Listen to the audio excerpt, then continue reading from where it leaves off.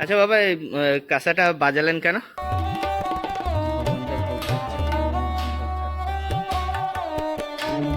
বন্ধুরা আমরা দেখো ভোগ পেয়ে গেছি, এটা ভাগ্যের ব্যাপার অবশ্যই বলতে পারো।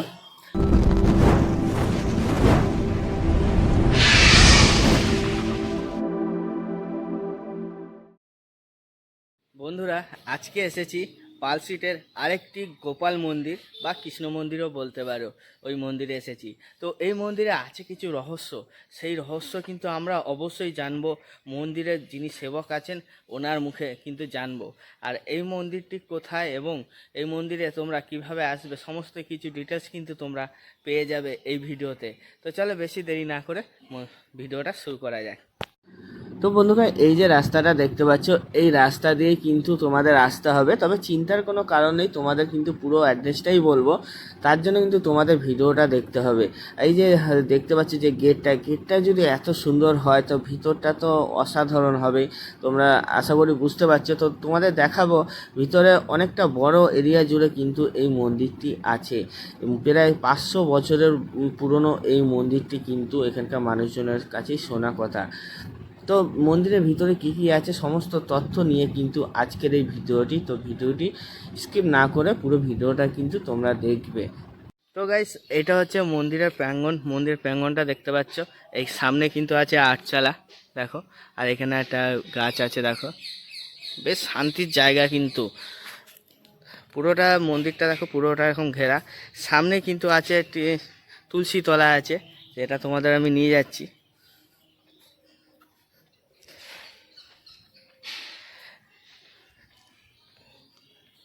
দেখো তুলসীতলা, এখানে কিন্তু লেখা আছে হরে রাম রাম রাম হরে হরে, এরকম চারিদিকটা পুরো লেখা আছে আর কি। আর এই হচ্ছে মন্দির দেখো, আর উপরে একদম উপরে দেখো সুদর্শন চক্র আছে। খুব তো গাইস তোমাদের তো দেখালাম, তবে আটচালার ভিতরটা তোমাদের ঢুকে দেখাবো। আটচালার ভিতরেও কিন্তু অনেক কিছু লেখা আছে, তোমরা দেখতে পাচ্ছ। পুরো সব লেখাগুলো হয়তো তোমাদের দেখানো সম্ভব নয়, তবে যতটা পারছি তোমাদের কিন্তু শেয়ার করছি আজকে। আর সামনে দেখতে পাচ্ছ ওইটাই কিন্তু মন্দির, যেটা তোমাদের আগেই বললাম। তো দেখো এখানে কিছু কিছু নাম লেখা আছে, এগুলো অ্যাকচুয়ালি এই মন্দিরে এসে যেনারা উপকৃত হয়েছেন, যেনাদের যে প্রবলেমে এসেছেন ওনাদের সেটা সাকসেস হয়েছে, তো ওই জন্য এই মন্দিরে কিছু কিছু অর্থ দান করেছেন আর কি। আর সবচেয়ে যেটা বড় কথা, যে স্বামী বিবেকানন্দের যে ছবিটা তোমরা দেখতে পাচ্ছ, এই মন্দিরেই কিন্তু এসেছিলেন উনি। এই কখন কোন সময় সেটা তোমরা পরে জানতে পারবে, এই মন্দিরে যিনি সেবক আছেন ওনার মুখেই তোমাদের কিন্তু শোনাবো। আরেকটা কথা, এই মন্দিরে যিনি সেবা করেন, এই মন্দিরে সবসময় থাকেন যিনি, উনি কিন্তু এই মন্দিরে ঠাকুরকে মানে খুব ভালোবাসেন। এবং দেখতে পাচ্ছেন ইনি কিন্তু রান্না করছেন, ইনি কিন্তু পুজো করবেন এই মন্দিরে। তো খুবই ভালো, এনার সাথে কথা বলেছি, তোমাদেরও এনার সাথে কথা বলে কিছু এই মন্দিরের রহস্য কিছু কথা তোমাদের আমি শোনাবো। তো দেখো এই মন্দিরে পুজো করছেন এবং এই মন্দিরে কিন্তু উনি রান্নাও করছেন, ইনি কিন্তু সবসময় এখানে ওনাকে পাবেন। তো তোমরা যারা আসতে চাও অবশ্যই তোমরা কিন্তু আসতে পারো। আর এই হচ্ছে স্বয়ং কৃষ্ণ ঠাকুর, তো দেখো কত সুন্দর লাগছে। তবে এই মন্দিরে কিন্তু পুরো ভিডিওটা তোমরা দেখবে, কারণ একটা খুবই সুন্দর একটা দৃশ্য কিন্তু তোমাদের জন্য অবশ্য। ভোর 4টে 4:30টার মধ্যে হয় মঙ্গলার দিন। ওখানে তোমার 4-6টা লুচি দেওয়া হয়, যে যেমন কেউ নারকেল নাড়ু দেয়, কেউ সন্দেশ দেয়, দিয়ে প্রভু ভোগ হয়। ভোগের পর আরতি হয়, দিয়ে আবার শয়ন হয়। শয়ন হলো, দিয়ে আবার এই 8:30 9টার সময় ব্রাহ্মণ এলো, এসে আবার এই যেরকম এরকম পুজো হবে। পুজো হওয়ার পর ভোগ চাপবে, ভোগ হলো, ভোগ হয়ে গেল। এবার এইখানে নিয়ে এসে ভোগ দেবো, ভোগ ঘর এটা ভোগের ঘর। ওখান থেকে মন্দির থেকে উনি আসবেন, এখানে ভোগ হবে, আবার ওকে নিয়ে যাওয়া হবে ওই মন্দিরে, সিংহাসনে ওনাকে ভোগে তোলা হবে। তুলে আবার সেই ভোগ আরতি যাকে বলে ভোগের আরতি করা হলো, দিয়ে শয়ন হয়ে গেল, শয়ন দেওয়া হয়ে গেল। ওর আলাদা শয়ন ঘর আছে, খাট গদি সব আছে, শয়ন থাকে। এবার শয়ন হয়ে যাওয়ার পর আবার সন্ধ্যেবেলা এসে এখন রাসের পর থেকে ভোগ রাঁধতে হয় রাত্রে, বুঝলেন। এখন কিন্তু ওই এই যে থাকবে, এইটাই থাকবে, এইটাকে ওই যে তুলে রাখা হলো কলঙ্গায় ঢাকা দিয়ে। সন্ধ্যা অবধির পর ওনাকে আবার ভোগ দিতে হবে, কিন্তু সন্ধ্যাবেলায় সেতল দিতে হবে, আবার ওই লুচি টুচি দিয়ে সেতল দিতে হয়, দিয়ে তো আবার আরতি করতে হয়। আরতি করা হলো, দিয়ে সিংহাসনে উনি রইলেন, আবার পুনরায় আবার অন্নভোগ দিতে হবে, অন্নভোগের পর আবার আরতি করতে হবে, ভোগ আরতি হবে, স্বয়ং হয়ে গেল। এই হচ্ছে ট্যাগ। আচ্ছা বাবা, এই মন্দিরটা কখন খোলে আর কখন বন্ধ হয়? মন্দিরটা ওই সময় বললাম 4:30 খুলল, ভোর 4:30। 4টে থেকে 4:30 মঙ্গল আরতি হলো, মঙ্গল আরতি হয়ে গেল, মঙ্গল আরতির পর আবার স্বয়ং দিয়ে বন্ধ হয়ে গেল, আবার কিন্তু 9টার সময় এলো, বলছি না 9টার সময় আসা হলো, এসে আবার ভোগ আরম্ভ হলো, রান্না আরম্ভ হলো। এই রান্নার পর এই যে ভোগ আবার দেওয়া হবে, আবার নিয়ে গিয়ে সিংহাসনে বসিয়ে আরতি করতে হবে, যে ফ্যাক্টটা বললাম তোমায়। আবার শয়ন হয়ে গেল, আবার সন্ধ্যেবেলা এসে সন্ধ্যা আরতি করতে হবে। সন্ধ্যা আরতির পর কিন্তু আর শয়ন হচ্ছে না, সন্ধ্যা আরতির পর আবার পুনরায় ভোগ দেওয়ার পর তবে শয়ন দেওয়া হয়ে যাচ্ছে। বলছি তাহলে কোনো ভক্ত যদি আসে কোন টাইমের মধ্যে আসতে হবে? ভক্ত এলে আসতে হবে এদিকে তোমার 4:30-4:30 সময়, কারো আসা সম্ভব না। না। 9টা থেকে 12টা অবধি মন্দিরটা খোলা থাকে। আবার এদিকে সন্ধ্যেবেলায়, সন্ধ্যে তোমার ওই ঘন্টাখানেক থাকে। সব বাউন তো সমান নয়, সব বাউন সমান নয়, কেউ বলে আমার চুকিয়ে দিয়ে পা দিয়েছ তো। তো বন্ধুরা, এই মন্দিরটি পুরো মন্দিরটা তোমাদের দর্শন করাচ্ছি, তোমাদের দেখাচ্ছি, দেখো। তো তোমরা আশা করি বুঝতে পারছো কত বড় মন্দির। তো চলো আবার শোনা যাক ওনার মুখে কিছু কথা। আমাদের যে গোপাল, সত্যি করে এই যে আমি ধরো অর্থের লোভেও নয়, পয়সার লোভেও নয়, আমি যে এইখানে যে পালা করি, আমি কিন্তু নিঃস্বার্থে করি, বা আমার ঠাকুর কোনো অভাব রাখে না। আমার একটা ছেলের ধরো গোপালেরই বায়াটা, আমি কিন্তু আমার সামথিং একটু অল্প জমি টমি আছে, দিকে চাই পূজা আজা করি, খাই, জানো তো। আমি কিন্তু ওই তার বহির করি নিয়ে আর তখন প্রয়োজন মনে করি। আমি আমার একটা ছেলে উকিল, একটা কলকাতা মানিকতলা আছে, হসপিটাল আছে, ওইখানে পোস্ট হয়েছিল প্রথম, এখন সল্লেগে প্রমোশন হয়ে চলে গেছে, বুঝলে তো। তাই শুধু এই গোপালের আমার দিয়েছে, সব গোপালের বয়স।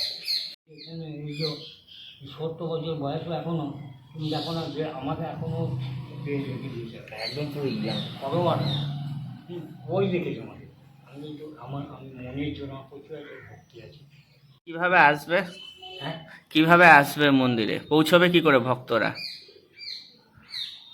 এই তো ধরো 5 স্টেশন নামলো, হ্যাঁ।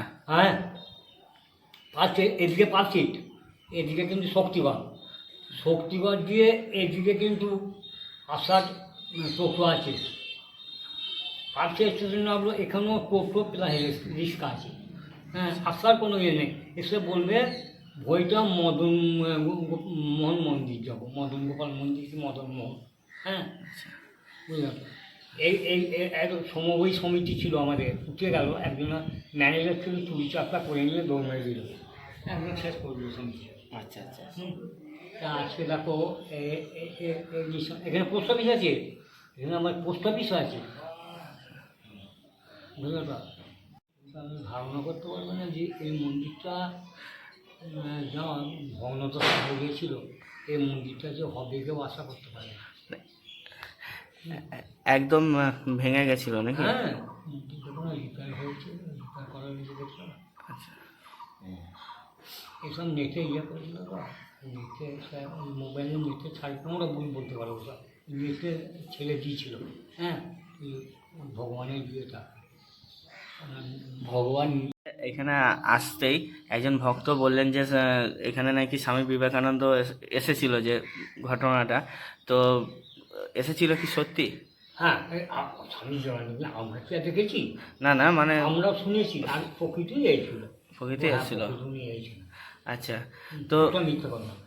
আচ্ছা আচ্ছা, এসেছিল। না, ওটা মিথ্যে। আর এই মন্দির কবে প্রতিষ্ঠা হয়েছিল কেউ না, আমি জানে সেটাও না? আমি- হ্যাঁ, তাও আনুমানিক। আমি তাদের কাছে আগের যে মন্ত্রী ছিল উনি মারা গেছেন।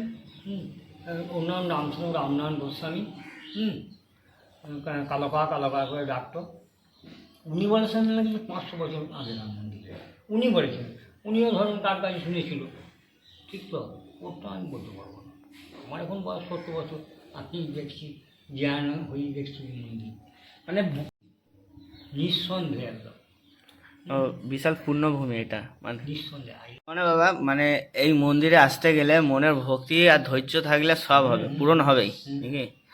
আচ্ছা, একজন তো বন্ধুরা তোমাদের একটি বিরল দৃশ্য দেখাচ্ছি, যে দৃশ্যটা খুবই ভালো লাগবে আশা করি তোমাদের। তো এখানে কীভাবে ভোগ খাওয়ানো হচ্ছে আর কি ঠাকুরকে, তো ওই দৃশ্যটা তোমাদের দেখাচ্ছি, তোমরা দেখো। তো বন্ধুরা তোমাদের যে কথাটা ভিডিও শুরুতেই বলেছিলাম, সেই দৃশ্যটা এখন চলে আসলো। তো দেখতে পাচ্ছ এইখানে হচ্ছে কিন্তু গোপাল ঠাকুরকে ভোগ দেওয়া হয়। এইটা কিন্তু কোনো মন্দির নয়, মন্দিরের ভিতরে নয়, এইটা কিন্তু রান্নার জায়গা। তো যাই হোক, ঠাকুরেরই রান্না বান্না হয়। তো এই যে রাসনটা দেখতে পাচ্ছ এইখানে কিন্তু ছিল। তো এই মূর্তিটা ওইখান থেকে সরিয়ে নিয়ে এসে এইখানে নিয়ে আসা হয়েছে। এখানে নিয়ে এসে এনাকে খাবার দাবার দেওয়া হয়েছে। খাবার দাবারের পর এনাকে আবার উঠিয়ে নিয়ে যাওয়া হবে।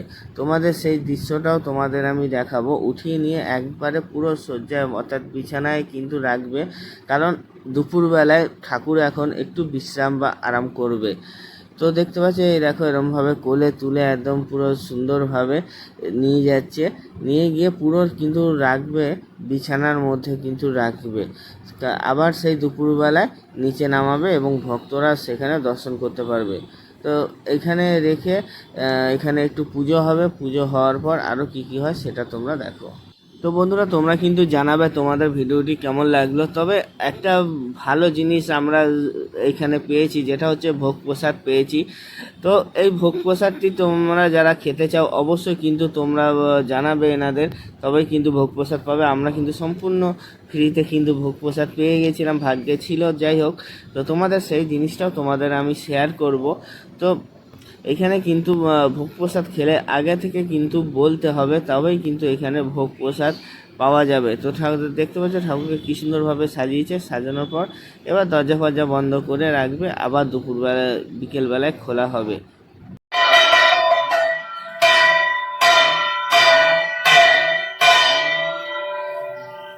আচ্ছা বাবা, এই কাঁসাটা বাজালেন কেন? তার মানে এই যে ঠাকুরের ভোগ, ভগবানের ভোগ হলো, এটা সবাই জানান দেওয়া হলো, বুঝলে তো?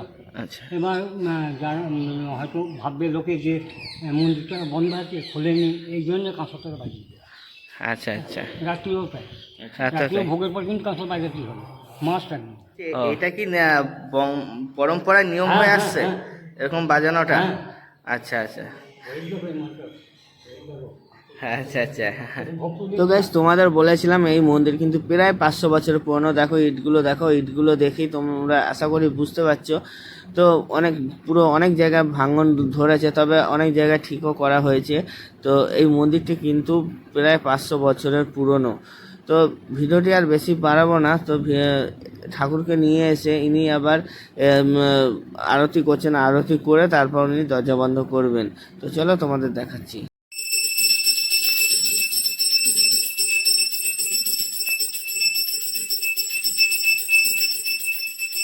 বন্ধুরা আমরা দেখো ভোগ পেয়ে গেছি, এটা ভাগ্যের ব্যাপার অবশ্যই বলতে পারো।